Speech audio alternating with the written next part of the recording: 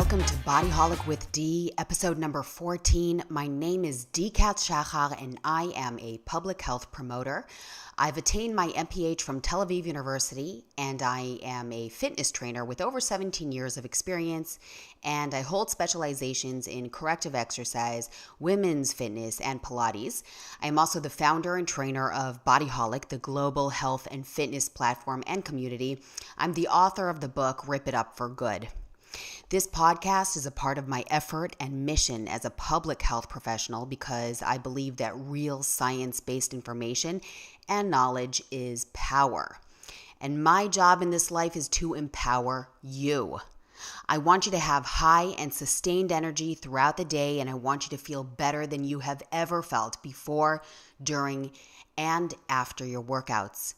In and out of your clothing, and not only physically, but mentally and emotionally as well. Today's guests are Rohini Rajeev and Rajeev Vijayan. And I have to say, this was a very special interview with two people who are extremely purposeful. I think that's the main word I would use. They are out on a mission. They are extremely capable. So let me give you a little bit of a background. Rohini and Rajeev are the founders of the Able Mind, which is a platform that facilitates and supports clients across the globe with a proactive and positive mental health support service online. And Rohini and Rajeev have always been in awe of the incredible potential of the human mind to grow and continuously improve. They both have consistently reimagined mental health care as a proactive effort that combines irreplaceable human expertise and compassion with the best of technology. And this is as a way to reach out to people and prevent them from feeling despondent. And they also see it as more important because prevention, I think we can all agree, is considered to be better than a cure. And so they built a stellar team with psychologists and counselors and psychiatric social workers, mental health advocates, all of whom are passionate and purposeful about proactive and positive psychological practices, collaborative care and holistic health, bringing to the table their vast experiences across various domains. Rohini Rajeev is the founder and chief practice officer of the Able Mind. She has over 2 decades of experience in the field of professional mental health as a psychotherapist, marriage counselor, and mental health wellness coach. She is an international affiliate member of the American Psychological Association, sits on the board of management of India's first NGO, Medico-Pastoral Association, and is currently also pursuing her PhD. Rajeev Vijayan is the co-founder and CEO of the Able Mind. Rajeev has a rich experience of over 24 plus years in IT, working with global companies in leadership roles, leading highly successful businesses and delivering technology implementation for Fortune 500 customers across the globe. While working with government clients, he developed solutions used by citizens across the world, all the while thinking about how he could make a difference and enrich the lives of all Indians who deal with daily stressors on their personal and professional lives. Without further ado, let's go right into this wonderful discussion that I was privileged to conduct with Rohini and Rajeev. Righty. So, Rohini and Rajeev, how are you? I'm so happy to see you. Same here, Dee. It's great. It's great that we've got an opportunity to connect with you on this platform and reach out to your viewers and listeners. and talk about a subject that we very passionate about, which is mental health and proactive mental health support. So looking forward to this conversation and getting this going. Yeah, thank you so much. It really is an honor to have you here and talk about our mental health and well-being. And so thank you so much for joining me today. And I'm going to dive right in, and I want to ask you how you, and you can take turns, how you define mental health empowerment. So why do you think mental health empowerment is also important for mental disease prevention? Okay. Can I? Go ahead, Rohini. Okay. As a mental health practitioner, one of the things that I have observed over time is there is a severe lack of awareness, simply for, like small things. For example, how you're, when you're angry, why do you become angry? Or when you become sad, how do you respond to that feeling, right? Or if there is some sort of everyday stressor that you're dealing with, how does your body react to it? And if you have aches and pains, then what happens? Is there some connection with your moods and what's happening to you in your life? People don't know about these things. So we look at things very compartmentalized. We look at pains we have connected to just a particular situation. We have a headache, we take a pill, we try to get over the headache. We don't look at what is bothering us. Why is our head aching? Are we thinking about something? Are we, have we been ruminating about something that's bothering us? Is that, so, we don't look at the causative factor. We don't look at mental health as connected to our physical health. And, so mental health empowerment as a term itself means increasing awareness, making people know that, understand your metaphysical psychosomatics. How does your mind and your body work together? And once you understand that, you will be in a better position to recognize problems, to recognize symptoms, to seek out and reach out for help, which you wouldn't do otherwise.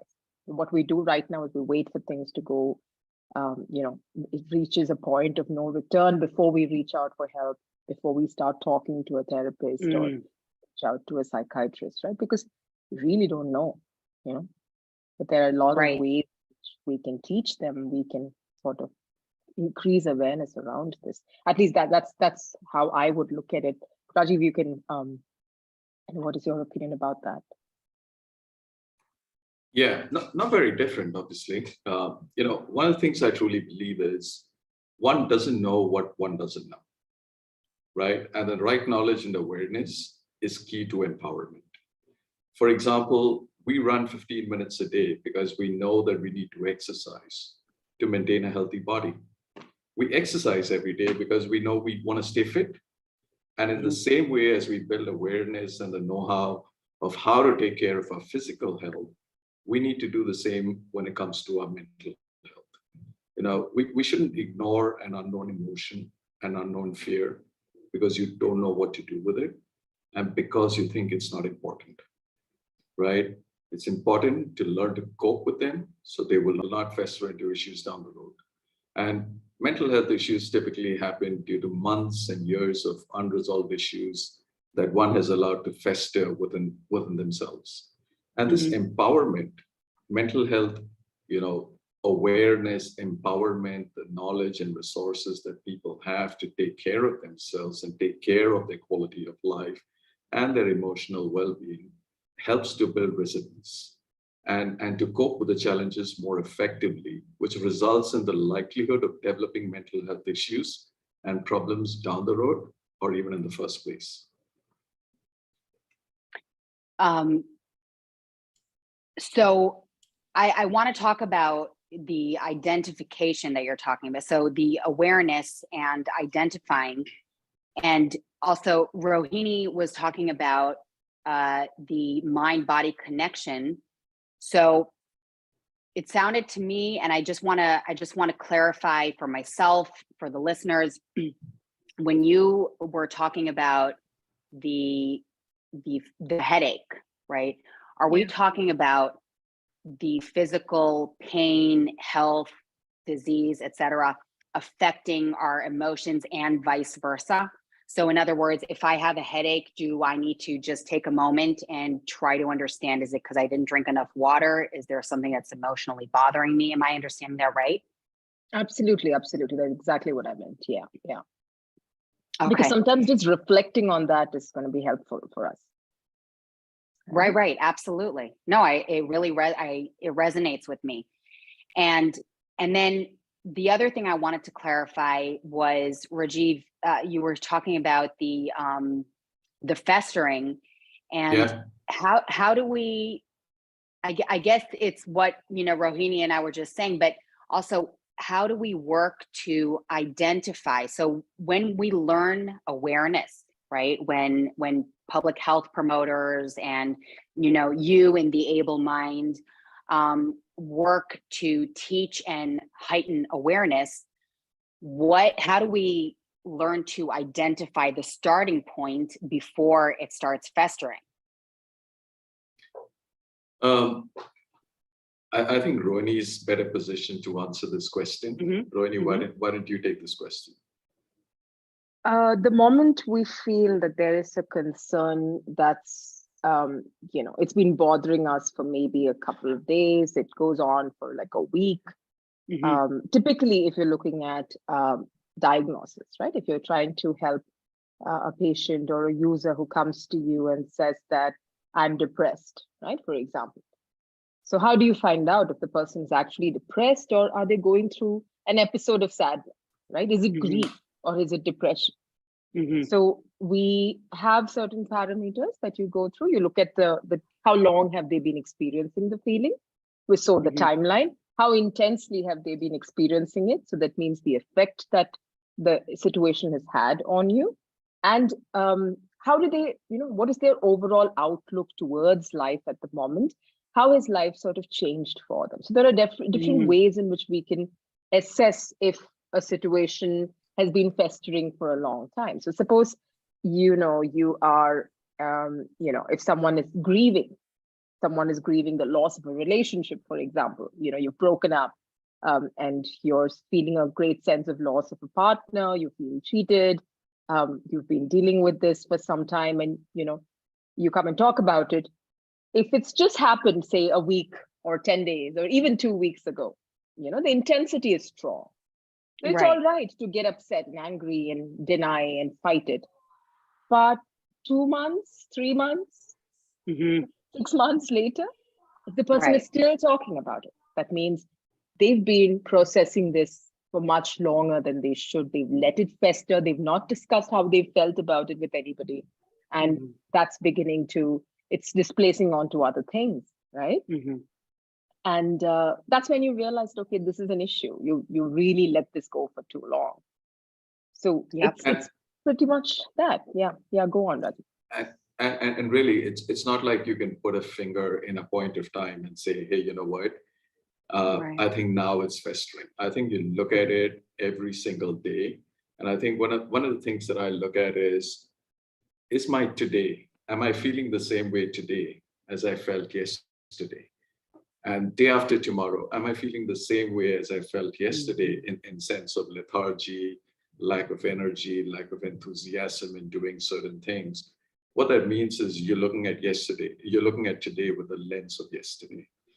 And that definitely means that something's festering within you, right? Something you've just got to talk it out. You've got to get it out of your system. It's just about letting go. And I take the classic example of picking up pebbles. Problems and issues in everyday life is like a pebble. You take a pebble, and we all get pebbles every single day. We take the pebble, we put it in our pockets. The next day we take another one, and so on and so forth.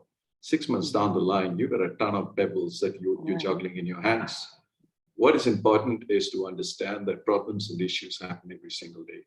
Every one of us in life will get a pebble at some point of time. We've got to learn how to throw that pebble away and how to reduce the weight by dealing and coping with the situation at hand.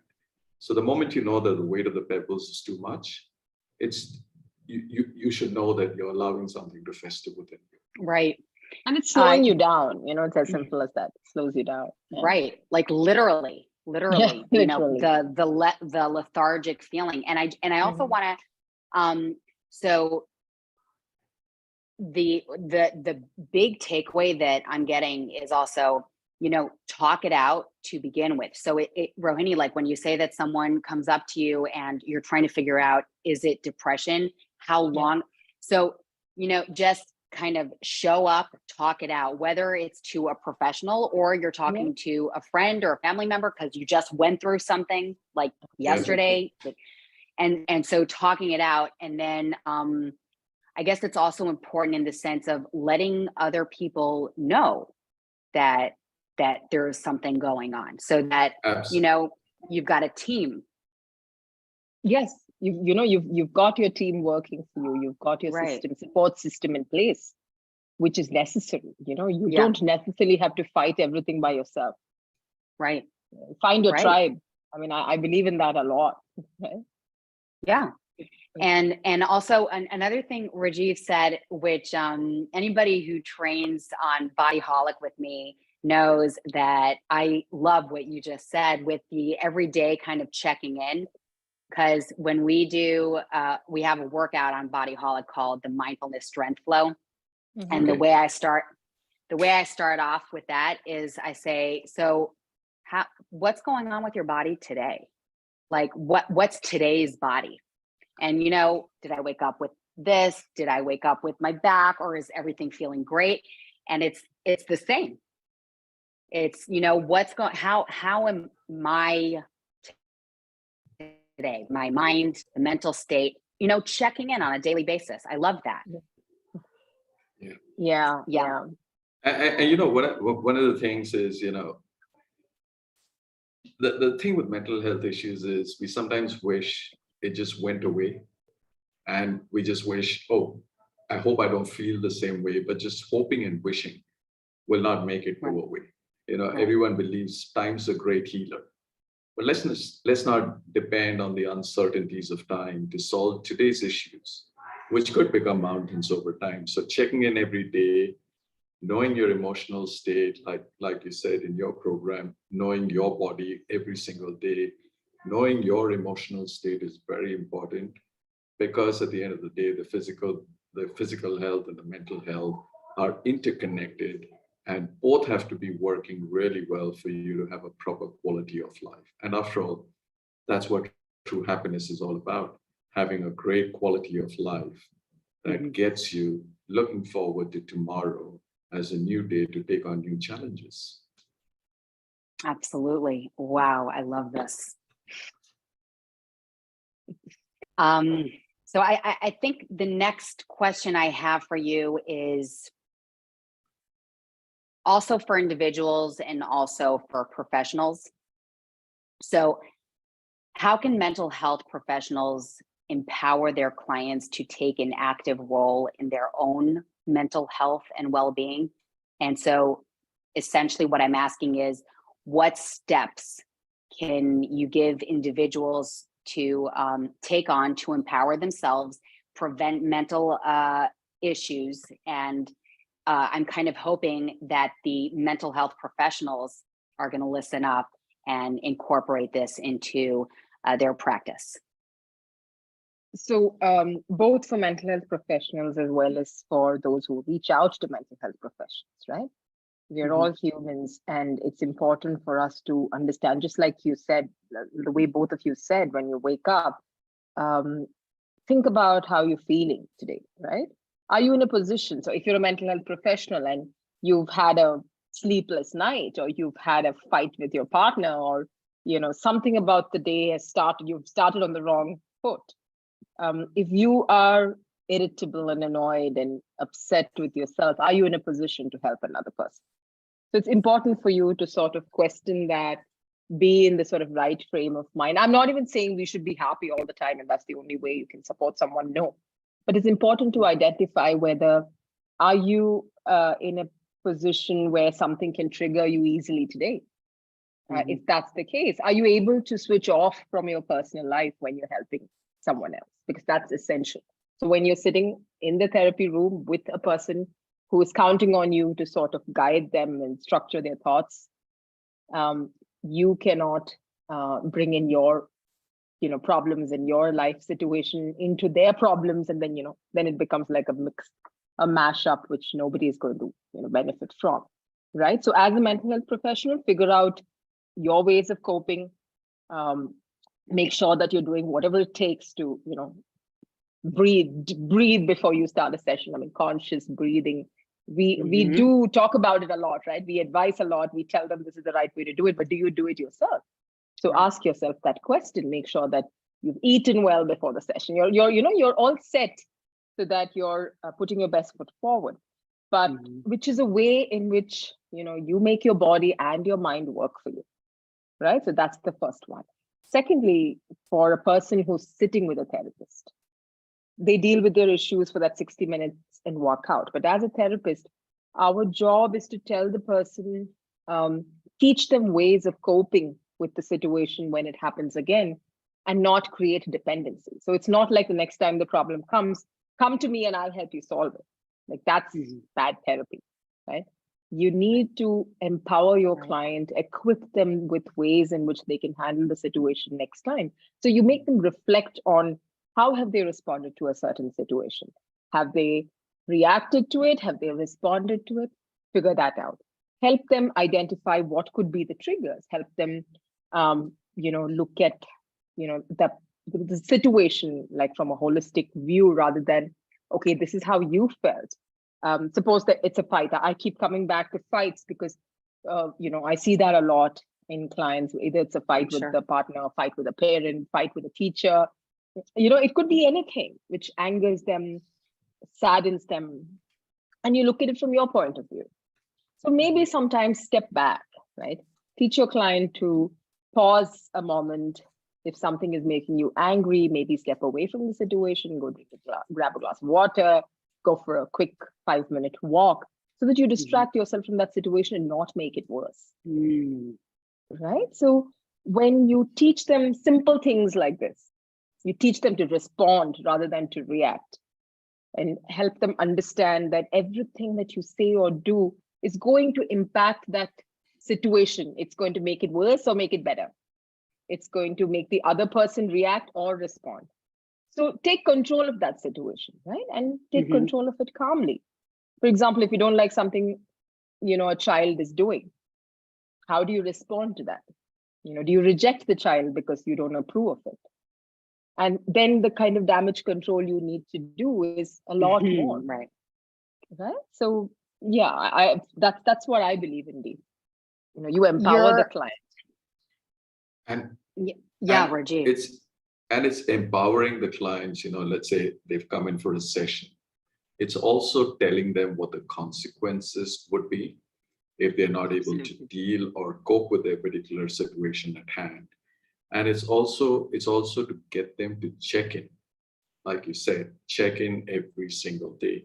So it's not like I go meet a counselor or a therapist when there is a significant issue in my life that I can't resolve. By that time, it's probably way too late, right? Your quality of life is not as good as it should be. You're going through a lot of stress. You're not thinking well. Your productivity is short. And you obviously, because of all this emotional state that you're in, your professional life and your personal life are completely out of whack as well. And that creates additional problems as well. So the one thing that we would tell our clients is very simple. Check in with your emotional state every single day. When you feel that you've got that pebble that I was talking about, when you start to feel the weight of a pebble, just talk to a friend, do something that you enjoy doing, go for a run, do whatever it takes. And you know what's even better? Just don't do that when you've got the pebble. Make it an everyday habit. Build it into your schedule. So then you are able to deal with things effectively every single day. And the able mind, our philosophy is very simple. Solve for the molehills, not the mountains. Solve for little issues every day, not just the mountains. Solve for little issues every day, because they are easier to solve. prevention is better than cure. We apply that in our daily lives when we talk about physical health. Let's apply the same thing to our mental health as well. I'm gonna pull out one thing that I think might seem small, but I think it's huge. And that's just my intuition, right? I'm not a mental health professional, but you said, Rohini, you said distract. You said go out, distract yourself. And I want to put the spotlight on that for a moment, because I think it sounds like, go out and distract yourself, but I actually think that it's super, super powerful. Like you said, take a step back. Right now, you're feeling whatever you're feeling, you're dealing with whatever you're dealing with. And if you just go and distract yourself, I guess that would mean, like you said, a 5-minute walk, maybe put some music in your earbuds, listen to something good that is going to do something for you. So you're actually distracted. It reminds me of the Viktor Frankl quote that I love so, so much. And actually just pulled it up, that between stimulus and response, there is a space. Oh, yes. And in that space is our power to choose our response. Absolutely. And in our response lies our growth and our freedom. And it's exactly that. It's not the reaction you were saying, it's the response. And to take that moment to distract yourself and then come back, and then you can grow from that point with the person or yourself, like if you're dealing with a child or, I think that was really, really powerful. Yeah. The distracting thing is, It is. I mean, which is, things go sour a lot because we want to win that situation.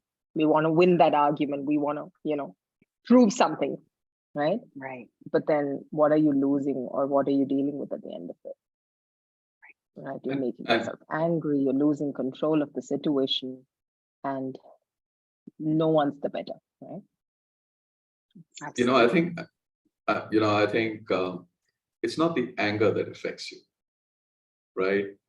It is what you're angry with, and how do you respond to that situation? Because you're angry with a loved one, you've lashed out. That's what stays within you. The feeling of anger, the response to that feeling of anger, like you said, is what is very, very important. Because many times our feelings, our emotions, they cannot wait, and they need outlets. In the absence of direction, in the absence of guidance, some of these outlets may be ineffective, or in some case could just be absolutely inappropriate. So distracting yourself in a positive way, to take your mind off, like, if you're angry at something, you're going to say something to someone that the person's not going to like, take a deep breath, 10 seconds, think about, do you really want to say what you want to say at that point of time? And guess what? Maybe you will either cloak it in a different message altogether, or you probably end up not even saying it. At the end of the day, we are all social animals. We're all social beings. What society thinks of us, the role that we play in society, the personal relationships we build plays such an important role in our lives that if we were to break any one of them, whether we like it or not, it just affects us at the core of our being. And when that affects us at the core of the being, that's when that issue really takes root and then becomes the tree that becomes the issues over time.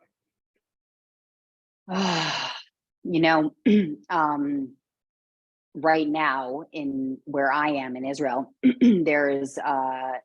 we're in the height of major political issues and social demonstrations, huge. And, I'm looking at the states, at what's going on there in different parts of the world, and there's so much turmoil.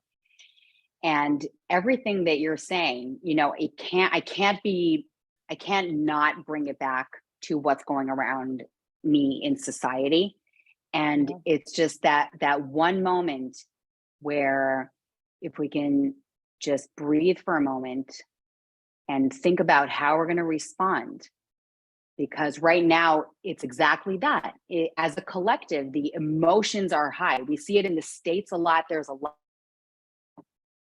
going on there. And there's a lot post-COVID. There's a lot going on. A lot's on fire. And it's like how, this collective state is what we're talking about on the individual level. But if we could reach out and make it a collective effort, that would be wow, right? That would probably be utopia. That would be utopia. Yeah, that's the point. That's the point, Dee, right? And honestly, I think post-pandemic, I mean, we're living. Sorry, none of us have been through this before. You want to say something, Rajeev? No, I said that was probably going to be utopia. Yeah, I heard that. No, so for example, till 2019, right? The way we would respond when a client would come to us with a concern is very different from how we started responding from 2020. Because till then, we were at maybe, over the client comes to the therapist and tells us their problems. And somehow we come up with this version of how, life could be. We give them hope. We show them something wonderful. And we instill that sense of, oh, things are going to be all right. Don't worry. And then the pandemic came in, right? So there's a whole new level of anxiety. There's a whole new level of stress that people were going through. And honestly, that was the first time in 20 years then when I experienced burnout. Because I didn't know how to answer the question when they asked, is this going to be okay? We're all going to die, right? Wow. Things are just, so it occurred to me that till then we almost thought that none of us are going to die, and everybody was living in this world where it always happens to someone else. And not having an answer because I'm just as scared, right? I don't know what is this COVID? Right. Where is it coming from? Where is it taking us? Like you said, the political unrest, the kind of things that are happening around us, Right. Decides how we respond to our individual situations as well.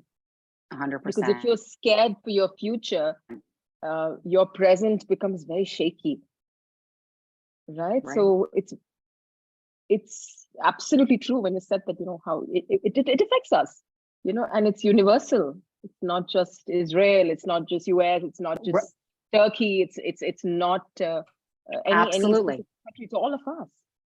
Right. Absolutely. There's definitely this collective global absolutely sense. And very, very interesting what you're saying about the way you respond to a person who comes to you for therapy, pre and post pandemic. Yeah. So when you were reaching, this is just really interesting. If you don't mind if we get into it a little bit, and if I get too personal, you just cut me off. It's totally fine. Yeah.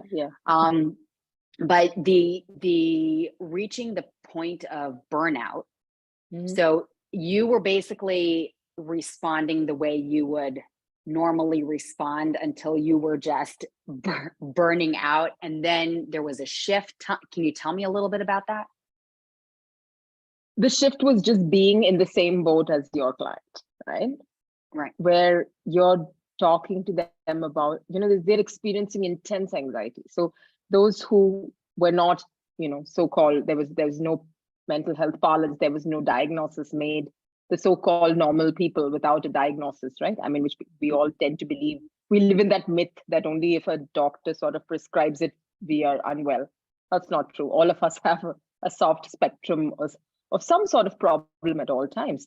But those who have an issue already, who are taking medication for it, who've been battling it for a long time, found it much harder than the rest of us to cope with the anxiety around the pandemic, the overwhelming feeling of mortality and death around them, and putting the mask, and life as we knew it changed, right? And dealing with that change became really tough. But as a mental health professional, seeing and talking to people who have lost 4 to 5 family members in one shot, who have struggled to find medication and not knowing what to do. So I volunteered a lot during the pandemic to speak to those who were affected by COVID-19. They didn't have any psychiatric issue or psychological issue. We were just talking to them because they had COVID, right? Or somebody in their family had COVID. Right. And their questions were all around this. Like, it was all about this, ma'am, when do you think this will end? I'm like, I don't know, right? Yeah. How do you support someone who's just lost a spouse and a child and is managing a child by himself or herself, someone who's lost a parent, someone who's lost a sibling, and they just say that, oh yeah, I mean, this is a part of the COVID package I took, so you can tell me whatever you want to tell me, right? So it was horrible. I mean, it was just so tough because you have no answers. You have no hope to give them. All you can say is, I'm in it with you.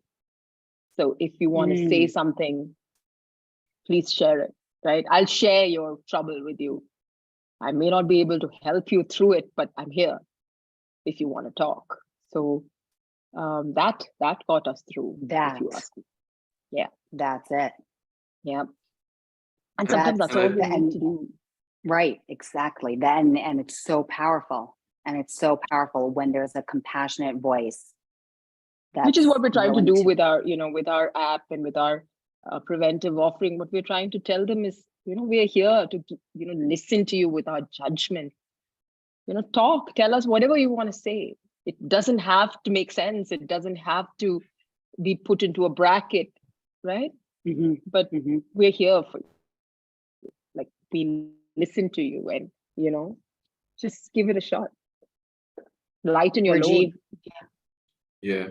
No, I was saying, because of the pandemic, one of the things that has happened is mental health has become a priority for a lot of people, because people went through that stress, people went through that anxiety, people were separated from their loved ones, they were working from different parts of the world, trying to manage everything, manage their fears.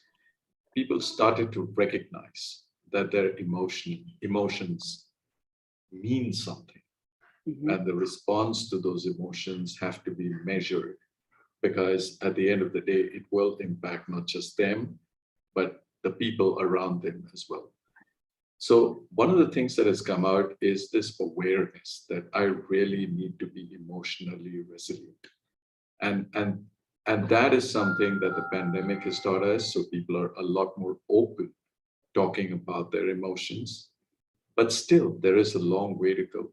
When we look at all the statistics which are out there, people suffering from stress, I'm not even talking about mental disorders, I'm just talking about mental health problems of stress, problems of depression, problems of anxiety, problems of PTSD, because of a devastating incident that has happened in their lives. It's affecting nearly 1 in 4 people or 1 in 5 people across the world. And in countries like India, in countries in Southeast Asia countries, where there is a very large focus on social fraternity and social kinship, where the families are, where there's a lot of joint families and there is a lot of people living together. It really, shit, I lost my train of thought. Sorry, yeah, we just cut that out. No. I think, yeah, you were, but I mean, you can let it come back to you, because you're saying really important things. Yeah. Oh yeah, and I said, sorry, and I was saying, people from countries like India, where there is so much of dependence in societies and there is so much of family unitship as well, it still is looked at, in a stigmatized way. There is still judgment. There is still the fear of, hey, what are people going to think about me? And, on the back of all the grieving, on the back of all the emotional turbulence that has happened over the last 2 or 3 years, we now have an opportunity to get people to start talking a little bit. So but then to talk for that, we've got to solve for the barriers. We've got to solve for the stigma. We've got to solve for the fear of judgment. We've got to solve for the expenses. And that's what, like Rohini said, the able mind. we've got something that actually addresses all of them. We really want to just do anonymous. We just want people to check in with us anonymously if they have nobody else to check in with. And you even know, if that they I- do, Can you tell? Sorry. I said even if they do. So Rajeev was talking about the joint family system and the support which is a part of the collectivist societies that we live in, right? In Asian countries, we are collectivists and we depend on one another to sort of help each other out. And but when we talk to them about our concerns, many a times coming from they want to be helpful or they want to sound helpful, they ask us to just get over it, right? I mean, like, I've dealt with so much, what are you worried about these small things? Just get over it, right? So, which we don't want to hear, because that's not how you support someone. But of course, our family means well. They want us to become strong, and I mean, that's how you talk about it, right? I mean, come on, this is not a significant issue. Oh yeah, someone Right. broke up with you, don't cry about it, just get over it. Right. So which is what we are trying to say, that whether you have a support system, whether you live in a joint family, you live alone, you have best friends, you don't, you're a loner, whether you're a gregarious, outgoing person, or whether you're someone who's an introvert, all of us need that non-judgmental ear. And we're here to provide you just that. And this is not therapy, we are here to listen, right? Because sometimes that's all it takes, just listening. So the Able Mind platform, basically an individual can just turn to the platform. Am I correct? That's right. And just anonymously reach out and talk it out and get rid of those pebbles. Correct. So they just have to download the app and select a username, just provide an age. We need self-validate that they're an adult or they're at least X number of years as required by different countries across the world. And they can chat with their counselors across a variety of issues, short conversations. They can keep coming back as many times as they want, but it's all about solving for those small pebbles. But at the end of the day, different clients, you got to meet clients wherever they are in their journey as well. So there could be people that require some therapy as well. So through the app itself, they can book their sessions with the counselors. They can continue the conversations, and ideally the app and the conversation. So they can be a part of group sessions as well, right? Counselor-led peer group sessions where it's just an audio session or a chat session where you can just talk and your identity is not actually revealed. And then as you work with groups, as you listen to other people, listen to their stories, we've got a section where you can journal, you can document your thoughts, your poems, your stories, whatever it's going to be. You suddenly realize you're not alone. And that is the one thing that we really, really want to do, is let people know that they're not alone in how they feel or what they're going through. And, the Able Mind, the platform is designed to meet you wherever you are in your journey towards emotional resilience. So, I mean, it is, so like I said before, your therapist, your best friend, your spouse may not be there 24/7, may not be there when that emotion really hits you. Who do you turn to, right? And how do you have a measured response to that emotion at that point of time? It's going to be through awareness. It's going to be through empowerment. It's going to be through maintaining a regular schedule of what are the things that you need to take off physically as well as mentally. And it's also about not allowing your issues to bottle up within you. Take a pillow, scream into it. Pick up a phone and talk to a friend. Use the app, talk to one of our counselors. Feel heard. Feel heard makes a big, big difference to how you feel emotionally about yourself and how you react and respond to that situation at hand. Yeah, the validation of just having emotions. Correct. Absolutely. And I just have to, so I mean, it sounds to me like the Able Mind platform is really mental health tech at its most, I want to say at its finest, because it's like a one-stop shop, if I'm correct.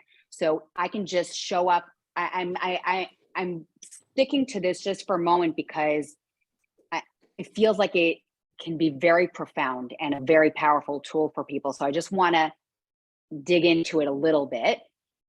So I go on to the Able Mind, and I can 24/7, there will be a counselor that I can reach out to.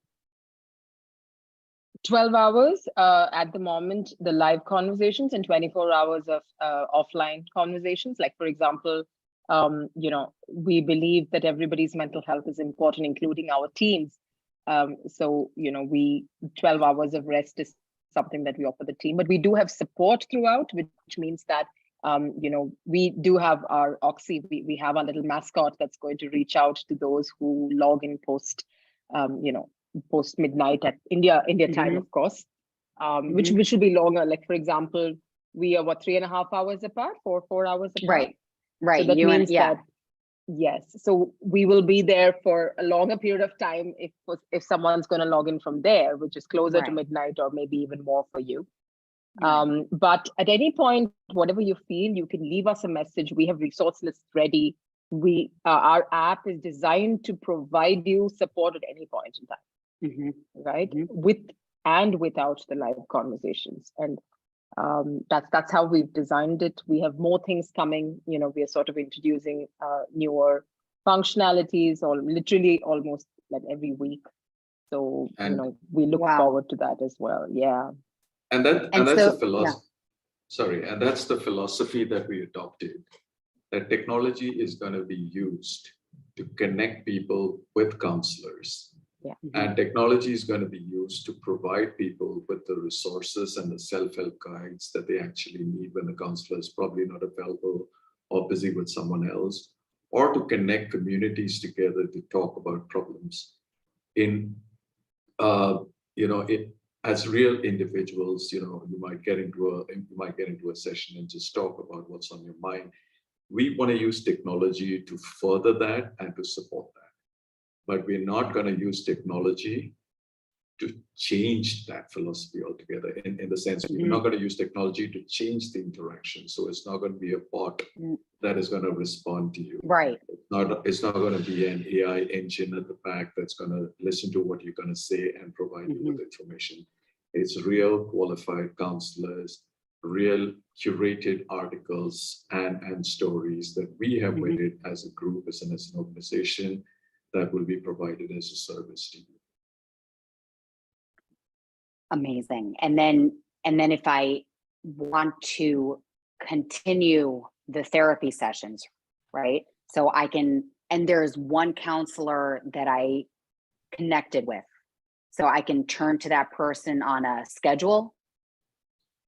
You can choose the counselor from our list of consultants that we have. So the booking is also made through the app. We've provided that functionality. But if you're using the app to chat with the team is also going to remain anonymous. So what we do is we are protecting the identity of the team as well, because it's online. And when there is anonymity involved, there is also a risk of the counselors' data being misused, details being misused, because we just need to be aware of that.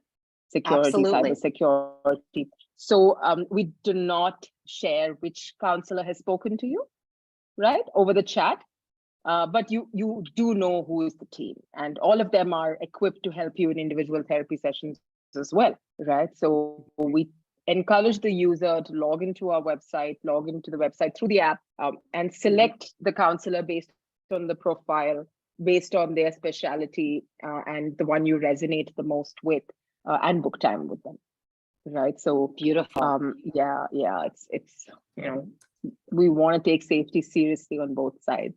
That's the only fair thing to do. Absolutely. Absolutely. So I guess the effective strategies that we can use for early detection and intervention with mental health issues is something that we've touched on quite deeply, I would even say. I think I also want to just hear from you about the strategies that one would use in order to identify it in someone else. So if I, I could be a high anxiety mom who identifies problems everywhere, right? So how can we kind of ground this and firmly bring forth strategies? Because there's both the issues of people dealing with anxiety and seeing problems all around, and there's also the issues of not seeing them. And I was interested in the fentanyl deaths that have been happening in the United States very often, and also throughout the world, where we're seeing teenagers die more and more from overdose, but it's not really overdose. What's happening is that the fentanyl shouldn't be used with such a dosage that they're lacing all this illegal drugs. So it's interesting to me, like, how do I identify, or a friend or as a parent or whatever, how do I identify issues that can help me get this person to reach out? Okay, so there are ways in which we can do that. We do this very often. I talk about this very often in workshops and awareness sessions, because we should know, right? So how do you identify? How do you help someone? A lot of people do not come voluntarily to seek therapy or seek, psychiatric help or medication. They usually wait till a point of no return, where it's really beginning to show as very visible symptoms of mental disorders. Like, for example, they get violent, or they get, they do things without really being conscious about it. They indulge in self-harm, right? So those are extreme ways in which then the society or the family just comes together and takes them to go see a doctor. So, but this doesn't happen on its own. Like, if you remember what Rajeev said in the beginning, nobody, you don't just get up one day and feel that, okay, I have a mental disorder, I'm not okay, right? There are everyday signs that happen. So what are those signs? Look at their behavior. Are they behaving differently now from what you've known them from before? Are they being, if it's an introvert you're dealing with, right? If it's your family or your friend who's generally a quiet person. So the quiet person continuing to be quiet is nothing, absolute. It's not a red flag. But a quiet person suddenly showing a lot of interest in reaching out, talking about death, exploring, talking about different kinds of, things that are, talking about end of life things, processing difficult thoughts in a very light, frivolous sort of manner, which is very different from how they behave usually.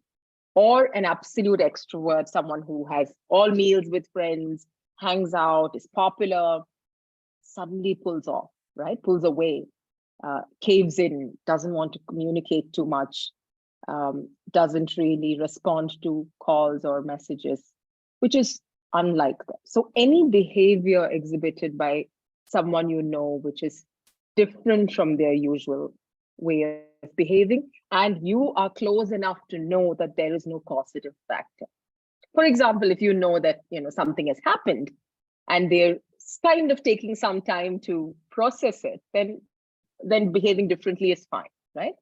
But that is only there for like 5 days, 6 days, maybe. Right. Okay. For example, if there is a death in the family, or you're mourning the death of a partner, or you're mourning the death of a parent or a child, God forbid, 6 months to a year is a normal period of mourning, because that's how close you are before you start processing it and accepting it, right? But if it is someone else and you feel that this person is really overreacting to it, that's not okay. Yeah. So the timeline and the situation is important. The response to a situation based on, for example, something like maybe you're walking in the street, or you're walking together with a friend, and the street is crowded, and someone bumps against your friend while walking, and your friend is not someone who overreacts. But here, your friend just loses it and goes ballistic and yells at the person who bumped at him and tries to manhandle him or her. And understand what I'm trying to say, right, Dee? You overreact, and absolutely not. It's not like that person to behave that way. Oh, that's a red flag for sure. Saying that something is not right. So it's important for you to sit with them and say, hey, okay, not then, but after some time. Right. Are you okay? Right? This is not like you. And if you'd like to talk, I'm here. Right?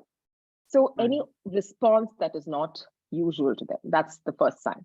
Secondly, like I said, talking about death, dying, it's okay to be sad, life sucks, world is cruel, making very absolute statements of negativity, again, is a red flag. Third, for children, especially adolescents, if you feel that they're coming to you with a lot of issues, like which you don't think is significant, right? This happened, that happened. I mean, you can take any example. They've come to you once, they know you're busy. They come any which ways. You shoo them and ask them to come later. They come back with something else. They come back again with something else. Each time you lose it because you're busy, you don't have time, your child is old enough. Why don't you understand? I'm just busy. The child is reaching out, right? Even at 14, 15, children don't know how to process, can I reach out to my parent or not? They try the way they know best.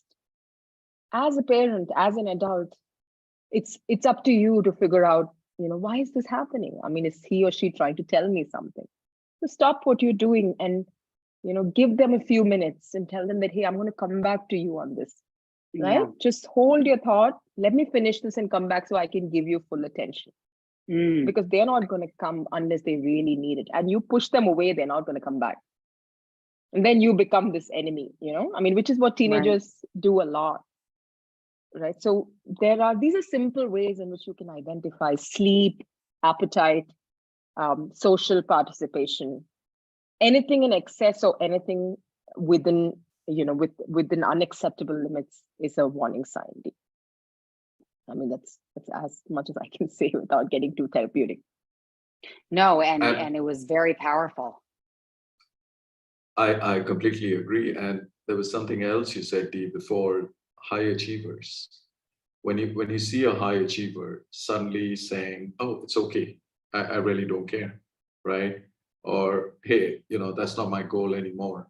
Something's happened, and something has affected his or her or their drive towards getting to goals, because that's what high achievers do, towards getting to goals, towards realizing goals, and now they're okay to let it slide.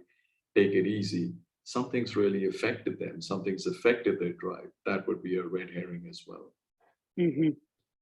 So I think it's multiple things. It's not about this is the only way to identify it, but it's always about, like Rohini said, the moment you see a change in the behavior without a causative factor associated with it, there is something that's affecting them, and the best help they can get is by just talking to them and saying, "I'm here. Do you want to talk it out?" They might push you away the first time, the second time, the third time, but ultimately they will open up. Right. And there's that being sensitive to subtle nuances, with the people who are close to you, dear to you, and you could identify it. Anything uncharacteristic, like Rajeev was saying, right? Which is not typical of you. Right. And we've covered a lot, and I just want to touch on just one more thing. So talking about getting into tools, returning to tools, how can we maybe use some very, very practical techniques? I'm right away thinking about fitness, right? My go-to is working out, major de-stressor. And then is there something you want to add to that, or more tangible tools that I'm unaware of that you want to share? Actually, one of the things I do want to share, and I do want to ask you as well, is if, you know, one of the latest research on depression in adolescents has, you know, definitely gone down this path, where it said the 3 hours of physical workout, it could be anything. You could be playing a game, you could be running, you could be going to the gym. And this is the 14 to 18 age group, right? So they say that 3 hours in a week reduces their, you know, depressive symptoms drastically. It improves the way the medication works for them, the way they, you know, look at life. So, you know, they're strongly encouraging this. So I say this to all of my adolescent and, you know, child clients, saying that do whatever it takes to build your fitness, right? Go for a run, do something. 3 hours. I mean, can you take out 3 hours in 7 days? Because that's going to help you. So even this morning, one of my young clients told me that really worked, because I feel when I go out for a run, or I'm just like, you know, I forget what I'm dealing with and I come back feeling happier. Yeah. And, you know, so I think if at some point you're ready to sort of do a you know, like a quick, you know, some way of exercising for youngsters, we do a program where we say that, okay, here, learn this, you know, this is a great way to stay fit and stay active and, you know, beat your blues. That'll be great, Dee. I mean, it just occurred to me, why not, right? Right, absolutely. And I have to say, so I know you're talking about the adolescent age group, specifically with the 3 hours a week, but I also want to say that just last night, a Bodyholic member writes personally to me and says, now I happen to know that she's also a lung specialist, and she's saying to me, listen, I've got my kids, I've got the hospital, I've got the and I can't do your challenge right now, because my challenge, we're doing this specific fitness challenge that does it kind of exceeds the 30-minute mark every day. So I said to her, but you know, there's the category feature on Bodyholic. So I made her a video, because there are people like her who just going over a few minutes is unbearable. Just the thought of it is stressful. That's so right. in specifically in Bodyholic, but I'm sure there are other platforms like that where you can go in, you can hit the category button, and I have a category there for 15 minutes or less. So you'll find workouts that are 5 minutes, and you'll find workouts, and it's like, so you can build up those 3 hours in a week. If you know, at one part of the day, you just hit play on 10 minutes, you did it real quick. And then later on, and I mean, you know, it's so worth it if it ends up being the de-stressor, the enhancer to whatever medication you might be using, the key to increasing your mental well-being. Absolutely. Yeah, it doesn't have to be, because we don't really know much other than maybe running. You know, half the time I worry whether the random exercises I see online, is it going to work for me, or is it going to make my condition worse? So, you know, an expert like you, if you could sort of, you know, we can figure that out. It's just one of those things that I was thinking of, because I think that absolutely, and it's a huge part of my mission. Absolutely. You know, running is one thing, but there are a lot of people in this world that don't identify with running, but it's okay. Right. It could just be a walk. It could just be climbing stairs. It could just be probably a painting, some art. It could be writing something, but at the end of the day, it's something that you truly love doing and something that's going to take you into a different world where you are your own and you can forget all the other worries. If you engage in that, so it could be meditation, it could be yoga, it could be anything. As long as you do something that you truly love and you immerse yourself in that for even half an hour to 45 minutes every day, or more, if you can afford the time. I think those are the tools. But for that, you need to have self-awareness. What do you like to do? What are the things that gets you into a positive frame of mind? You need to ask those questions. You need to understand your emotional state.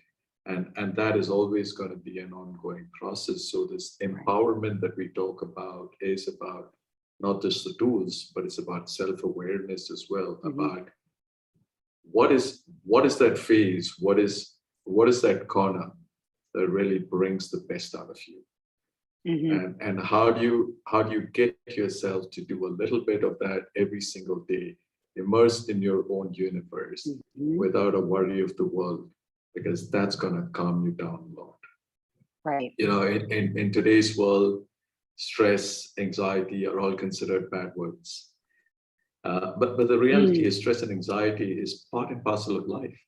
It's part and parcel of the life that we live every single day. It is, stress inspires you, it motivates you, it helps you focus your energy. In the short term, it enhances your performance as well. But the issue that happens is when the stress is not short term, it becomes long term. Then it becomes a suffering.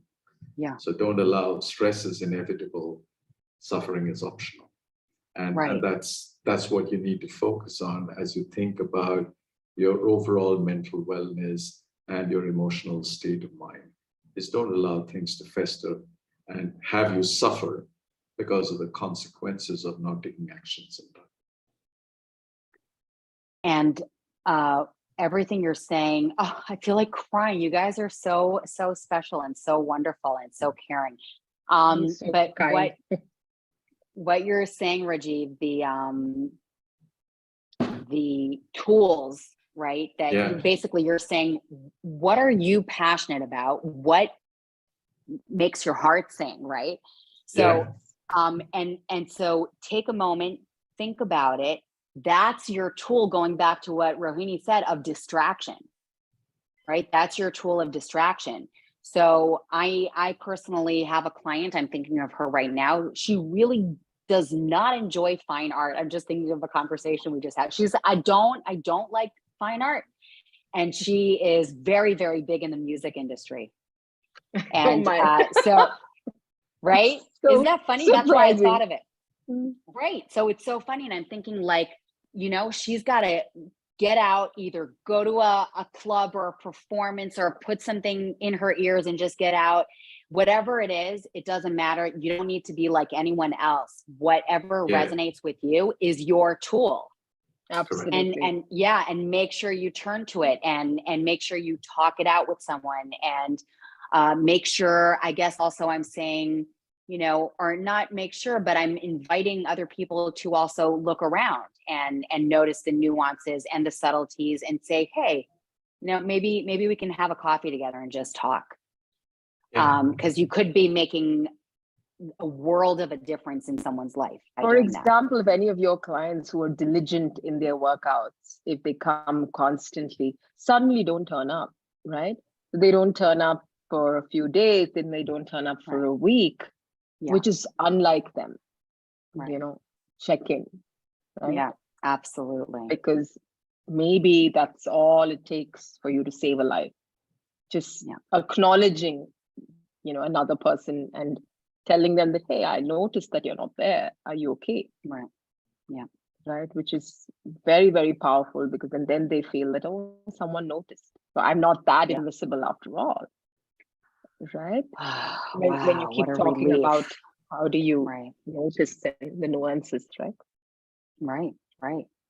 But you did ask about, I'm sorry, I didn't answer that question. You were asking about, how do you anxious moms, or I mean, did I answer that? I'm not sure whether I did. No. You did. I was just saying that there's the person who finds an issue with everything.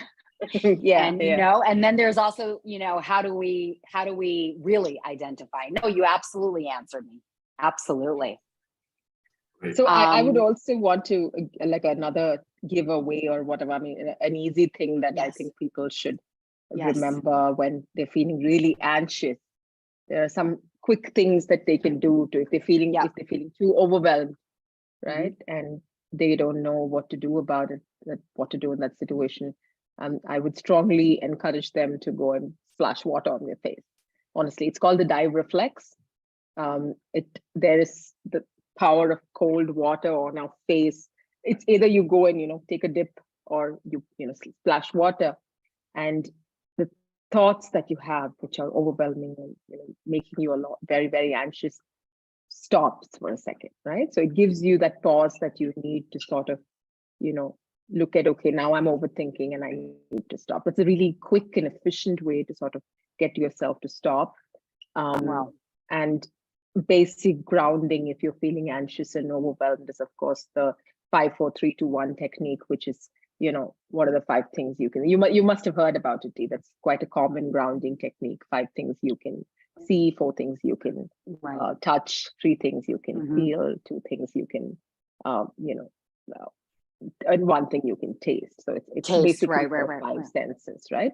Touch, smell, taste, hear, and see. So by the time that's done, you learn to calm down. Right. So a couple of things. Just very, very powerful things. Do you mind just repeating the splash water on the face? Did you say it's the diver's reflex? It's the dive reflex. It's called dive reflex. Yeah. I mean, you notice that in like everywhere, even in movies and stuff, you see people that when they get angry or something, just go splash their face. There's actually a reason to do that, right? It helps. Amazing. Wow. Thank you so much. Is there anything that you want to add before we wrap up?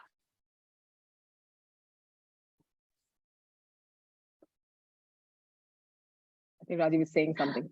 We can't hear you. No, I was just saying there's so much we said already.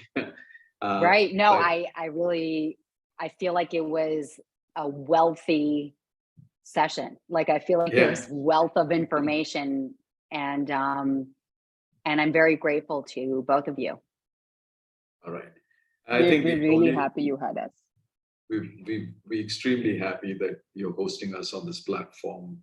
We'd love to have a lot of your listeners, a lot of your followers listen to what we've got to say. And I think the messages that we're trying to put across, if it resonates with them, they should put those messages across to other people as well, because at the end of the day, the only way we can change the entire narrative around mental health is at the grassroots level.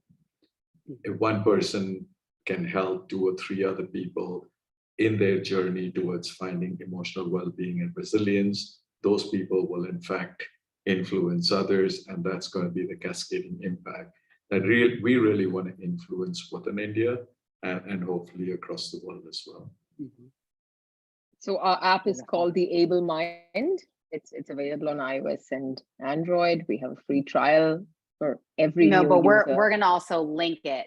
We're going to link it so that it's easy for people to find. It'll be linked on the podcast page. That'd be great. And it will be linked on LinkedIn and on Instagram and wherever we put the sound bites on from the podcast. One of the things that I wanted to sort of sign off with is as long as we understand what are the limitations within which we work, whether it's our body or whether it's our mind, and we don't focus on those limitations, we focus on what are the things that are working for us, and we fine-tune that a little more, right? And we reach out. We don't have to deal with things alone. We deal with it together. Things are going to be all right. It's something I believe in. If we focus on what's not working for us and how we're dealing with this by ourselves, if life is a struggle, then life is a struggle, right? But it doesn't have to be that way. And I'm just going to say to my listeners that if you're just listening this and you're not seeing it on YouTube, then I highly recommend you hop on YouTube, quickly get to the end if you've listened to this part up until now on the podcast, to see Rohini's face when she says that, because it will reassure you. I didn't realize you were going to put it on YouTube. I have bad lighting. No, it's perfect. It's perfect. It's perfect. Thank you so much. Most people listen and don't watch. Yeah. Thank you so much. And we'll be in touch. We will definitely work together to do good in the world. And I really, really appreciate your time and your information. Thank you.